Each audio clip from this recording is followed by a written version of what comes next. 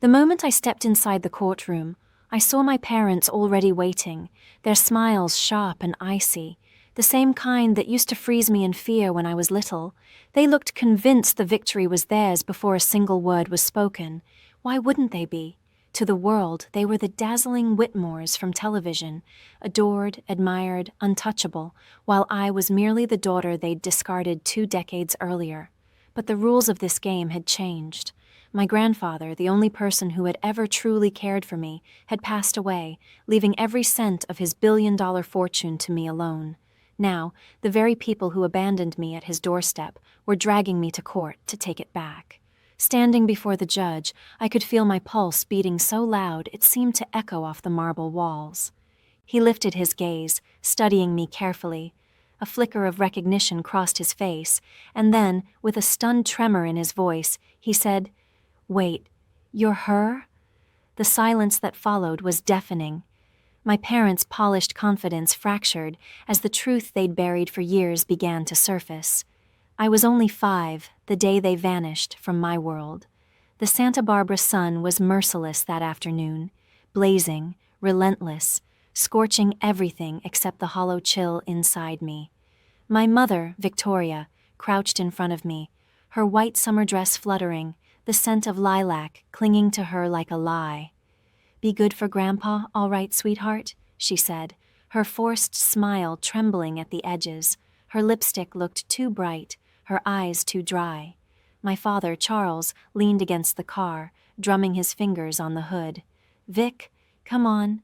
We'll miss the flight." "Flight?" I asked, grabbing her dress with my small hand. "Where are you going? Can I come?" For a heartbeat, she froze. "It's just a quick trip, darling. We'll be back soon." But even as a child, I caught the crack in her voice.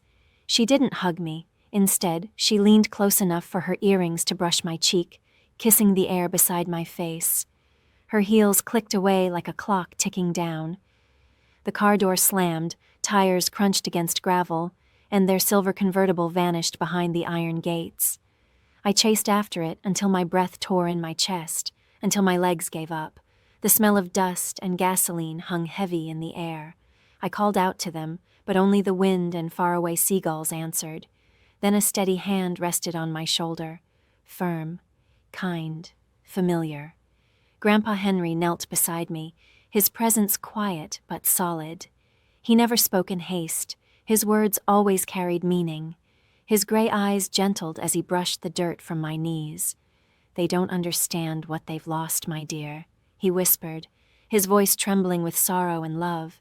He paused, tilting my chin upward until our eyes met. "You'll never be unwanted again," he said softly, before lifting me into his arms as if I were weightless and carrying me back toward the mansion. My head rested on his shoulder, and the rhythm of his heartbeat steadied the fear still pulsing inside me. That was the first moment that felt safe all day. Later that night, I sat in the vast kitchen, my legs swinging above the tiled floor while he stood by the stove making cocoa himself. No staff, no formality, just him. "Extra marshmallows, right?" he asked, smiling faintly. I nodded, tears blurring my vision. When he tucked me into bed, the house seemed too large, too still. The slow, steady tick of the grandfather clock echoed like the footsteps of people who would never return. "Will they come back?" I whispered. He hesitated, then ran a gentle hand through my hair. "Some doors, my dear Emma once closed, should remain shut." Before switching off the lamp, he added quietly, "You'll never have to chase love again. From now on, it lives right here." In the dim light, I clung to his hand and believed every word. That was the night I stopped waiting for my parents and started belonging to someone who truly stayed. Life with Grandpa Henry bore no resemblance to the movies about billionaires. His estate perched on the cliffs of Santa Barbara, gazing out over the Pacific like a silent sentinel. Inside, though, there were no lavish galas or servants bustling about. The rhythm of the house was calm, precise, and filled with meaning. Every morning at 6, his gentle knock woke me. "Up, Emma. The world doesn't wait for those who linger," he'd remind me. I would shuffle to the kitchen, where he sat already with black coffee and the morning paper spread wide. "Read this," he'd say, tapping a headline. "Then tell me what they're not telling us." At first, I barely understood, a little girl trying to finish her breakfast. But over time, his lesson unfolded. Never believe a story just because it's printed. Truth, he said, hides beneath the surface, waiting for those who dare to dig for it. He was the founder of Whitmore Industries, a vast network of shipping and logistics that tied nations together. Yet to him, integrity always outweighed wealth.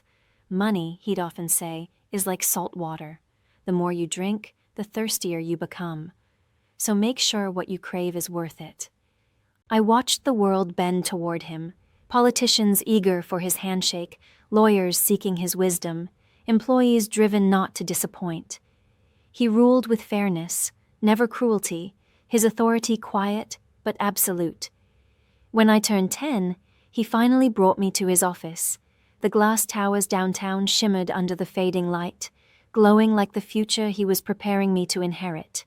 Inside the building, every person greeted him with quiet respect, and me with cautious curiosity. "This is my granddaughter," he announced, pride in his tone. "Someday, she'll ask tougher questions than any of you." His hand rested gently on my shoulder, and I smiled, shy but certain. He wasn't preparing me to inherit power. He was teaching me how to see the truth beneath appearances. Every weekend, we'd drive to the community center he'd built. While other tycoons sent checks and posed for cameras, Grandpa stayed for hours, kneeling beside children as they learned to read or showing teenagers how to manage their first savings. "Power means nothing," he often whispered, "if you use it only to stand above others." When I turned 16, I saw my parents' faces again, glowing on a television screen. They were laughing on a Los Angeles red carpet, promoting a new reality show about redemption. My hands tightened around the remote until my knuckles turned white. Grandpa came in quietly, his eyes following the flickering image. "Do you miss them?" he asked. The truth trembled on my lips, but what came out was softer. "Not anymore." He gave a slow nod. "Good. Missing those who left is like staring at closed doors. You'll miss the ones still open." That night, he handed me a small, worn journal bound in brown leather. "For your truth," he said. "One day the world will try to change it. Don't let them." I had no idea then that this book would become my shield, the evidence that would one day protect me when my parents tried to erase me in court. The morning he passed away, the world felt unsteady.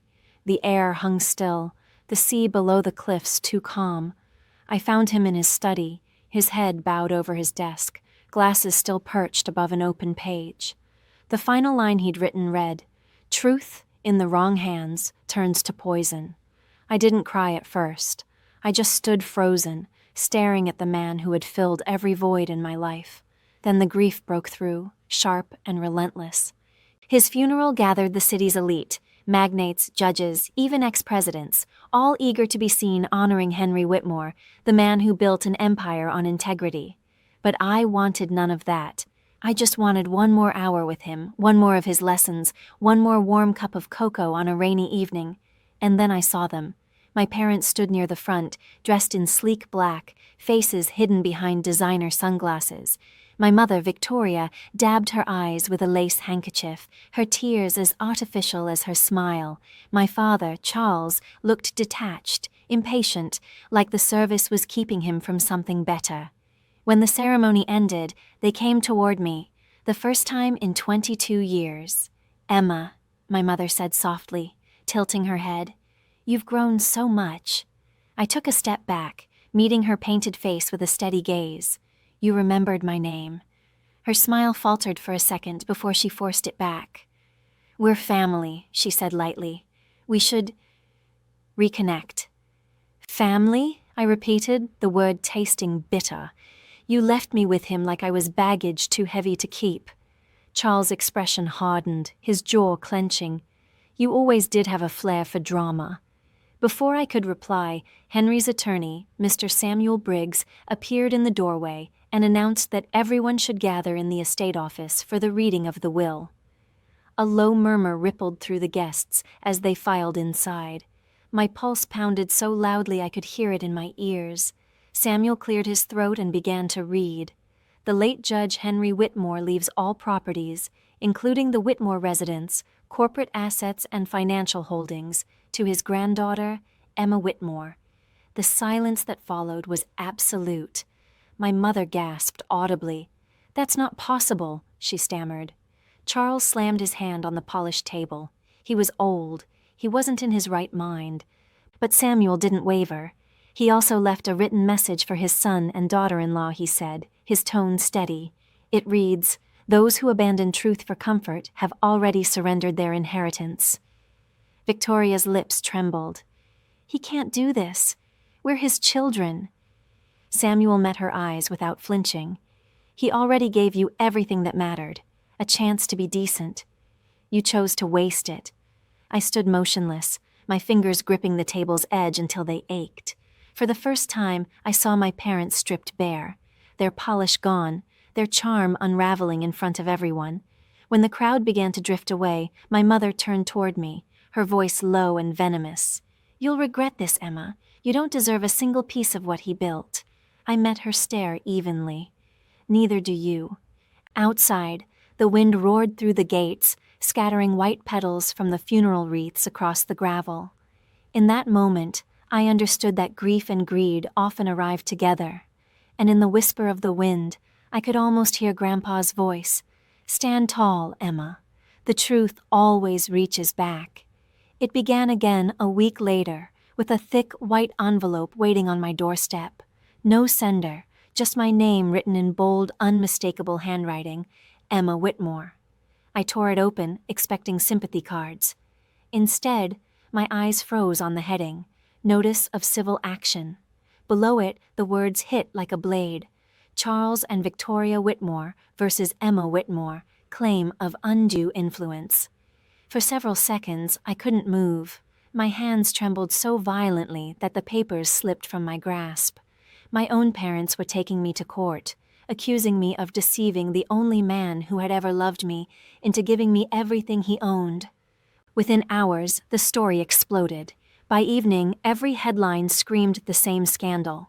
Billionaire's granddaughter sued by estranged parents for $1.6 billion estate.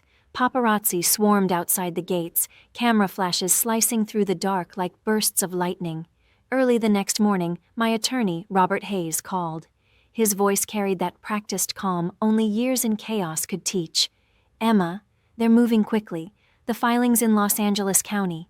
Your father still has friends there." "Of course he does," I muttered. "He always had power, just never the kind that counted." Later that day, I met Robert in his downtown office. He pushed a stack of documents across the desk. "They're alleging you cut off your grandfather's visitors, interfered with his medical care, and pressured him to change his will." A sharp laugh escaped me. Controlled access? He was protecting me from them, not the other way around. Robert exhaled slowly. "I've handled ugly estate disputes, but parents suing their own daughter? That's a first." "They're not my parents," I said, my voice barely above a whisper. "They're strangers tied to me by DNA." Still, my thoughts drifted to Grandpa's final weeks, the soft-spoken dinners, his weary smile, the tremor in his hand when he signed letters. Did he foresee this coming? Maybe that's why he left the journal. Maybe he knew I'd need it. 2 days later, as I left a cafe, a tabloid reporter lunged forward, cameras flashing. "Emma, did you manipulate your grandfather? Did you threaten him?" I stopped, faced the swarm, and replied steadily, "If loving the man who raised me counts as manipulation, then yes, I'm guilty." By the next morning, a blocked number lit up my phone. "Enjoying your fame?" My mother's voice slid through the line like ice. "Why are you doing this?" I asked. "Because you took what's ours," she said coldly. "You stole our life. Now we'll take yours." Then the line went dead. That night, I sat alone in the study where Grandpa once taught me how to read contracts. His photograph rested beside the familiar leather journal. I opened it, my fingers tracing his fading handwriting. "When truth is tested, stand still. Let them strike. They'll only hurt themselves." I closed the book, drawing a slow breath. The fear remained, but beneath it, something stronger began to rise. Resolve. If they wanted a battle, they'd chosen the wrong Whitmore.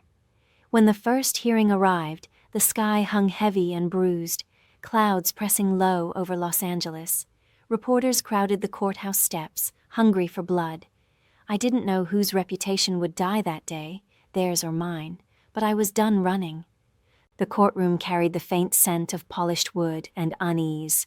My parents occupied the plaintiff's table, perfectly posed for the flashing cameras, my mother immaculate in a black dress, my father crisp in a navy suit.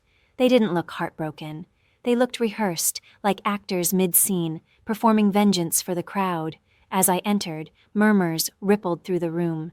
"That's her, the granddaughter," someone whispered. My heels struck the marble with deliberate rhythm, though inside my palms trembled.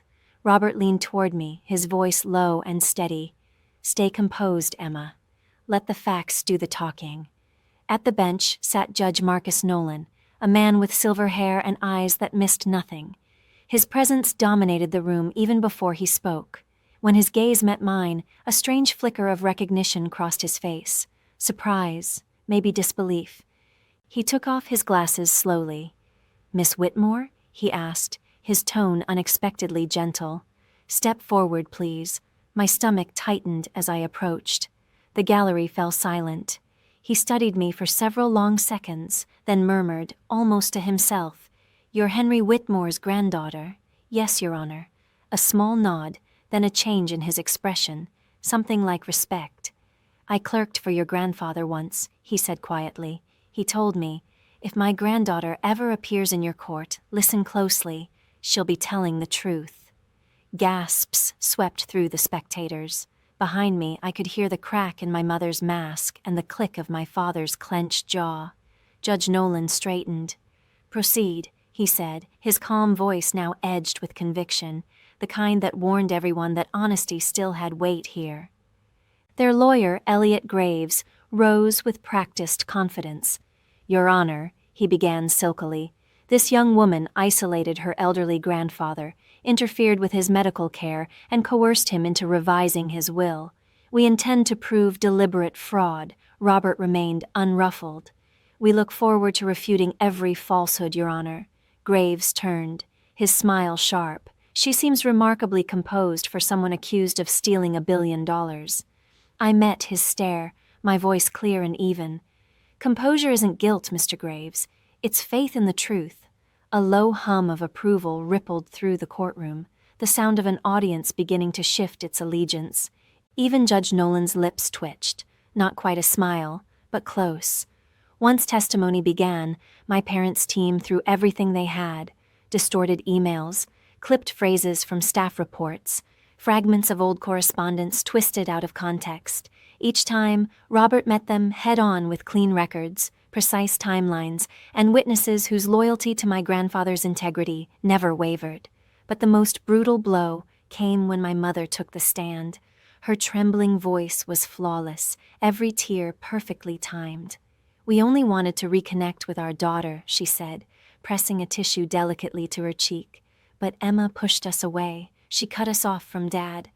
We were only trying to protect his legacy." Her testimony oozed pity, a performance honed to perfection. Yet all I could hear was Grandpa's warning whispering in my mind. Truth in the wrong hands turns to poison. Then it struck me. Poison only harms if you let it in, and I wasn't about to. By the second day, the trial felt more like war. Their attorney, Elliot Graves, strutted across the floor like it was a stage, waving papers and performing outrage for the cameras. But I hadn't come to act. I'd come to finish what they started. Robert rose slowly, composed as ever. "Your Honor," he said evenly, "the defense submits new evidence, medical evaluations, witness statements, and the late Judge Whitmore's personal correspondence. One document in particular deserves attention."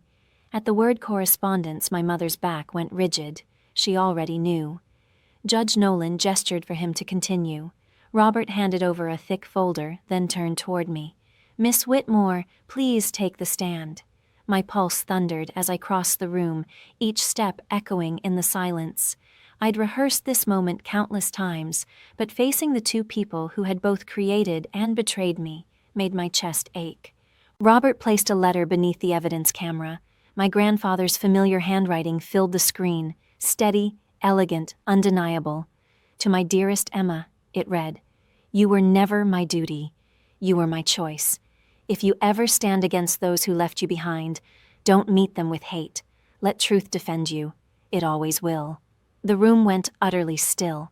My mother's painted composure began to crumble. My father stared down, jaw locked. Robert's voice remained steady. These letters spanned 10 years, each one affirming Judge Whitmore's clear mind, affection, and conscious decision to leave his estate to his granddaughter. Elliot Graves shot to his feet. "Objection, Your Honor. These letters are nothing but emotional theatrics. They prove nothing of legal significance." "Overruled," Judge Nolan said, his voice sharp and final. "The decedent's intent is exactly what this court is here to determine. Continue, Mr. Hayes." Robert gave me a subtle nod. My signal. I reached into my bag and withdrew the leather journal Grandpa had gifted me on my 16th birthday. Its edges were frayed, the spine cracked, each page softened by years of turning. "This," I said quietly, "was my grandfather's personal diary. He wrote in it every night until the week he passed." Flipping to the final entry, I steadied my voice. The ink had faded slightly, but the handwriting was strong. "My son and his wife live for appearances. My granddaughter lives for truth.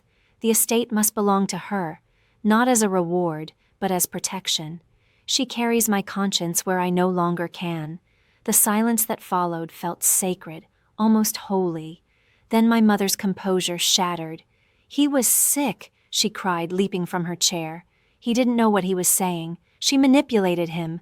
The gavel came down with a sharp crack. "Mrs. Whitmore, sit down," Judge Nolan ordered. Her words bounced off the wooden walls and dissolved into nothing. I turned toward her, the woman who gave me life but never love, and spoke softly. "No one manipulated him, Mother. He just finally saw you for who you really are. For the first time in years, I felt the truth settle inside me like armor. I wasn't their pawn anymore. I was Henry Whitmore's granddaughter. By the third day, time itself seemed to drag. Every cough, every whisper, every shifting chair echoed like thunder." I sat at the defense table, fingers locked tightly together, eyes forward. Across the aisle, my parents whispered frantically to their lawyer, their practiced confidence crumbling. Then the door opened. Judge Nolan entered, robes sweeping, his face unreadable. Instantly, the room stilled. He took his seat, adjusted the papers before him, and glanced at me, and for just a heartbeat, I thought I saw pride flicker in his eyes. "This court," he began, his voice calm but unyielding, "has examined all testimony, documents, and correspondence of the late Judge Henry Whitmore. What stands before me is not evidence of coercion, but of greed, misplaced and deliberate." A low stir spread through the gallery. My father's jaw clenched. My mother's fingers trembled visibly. "The plaintiffs," Judge Nolan continued, "have failed to prove undue influence. On the contrary, the record shows clear intent, mental soundness, and deliberate judgment by the deceased." He paused, letting his words hang in the charged air. "Therefore, the court dismisses the plaintiff's claims in full. The will of Judge Whitmore stands. The estate belongs to Miss Emma Whitmore." For a single, suspended heartbeat, the courtroom was utterly still. Then came the rush, pens scratching, cameras flashing, reporters gasping for sound bites. I didn't move. My heartbeat thundered in my ears, drowning out everything else. Judge Nolan turned his gaze toward my parents. "Justice," he said evenly, "does not belong to blood. It belongs to truth." The words hit like a blow. My father sank into his chair, shoulders collapsing beneath invisible weight. My mother stared blankly at the floor, her lips parted but empty of words. The gavel struck once, a sharp, final crack that sounded like the last shot of a long battle. When I rose, my legs trembled. Robert placed a reassuring hand on my shoulder. "It's over," he murmured. "You did it." But victory didn't taste like triumph. It felt like ash, the quiet that comes after a storm, when the smoke still hangs heavy. As I turned to leave, my mother's hand shot out and clamped around my wrist. Her nails bit into my skin. "You think this makes you better than us?" she spat. "You'll regret this, Emma. You'll end up alone, just like him." I looked straight at her, my voice steady. I'd rather be alone than hollow. I pulled free.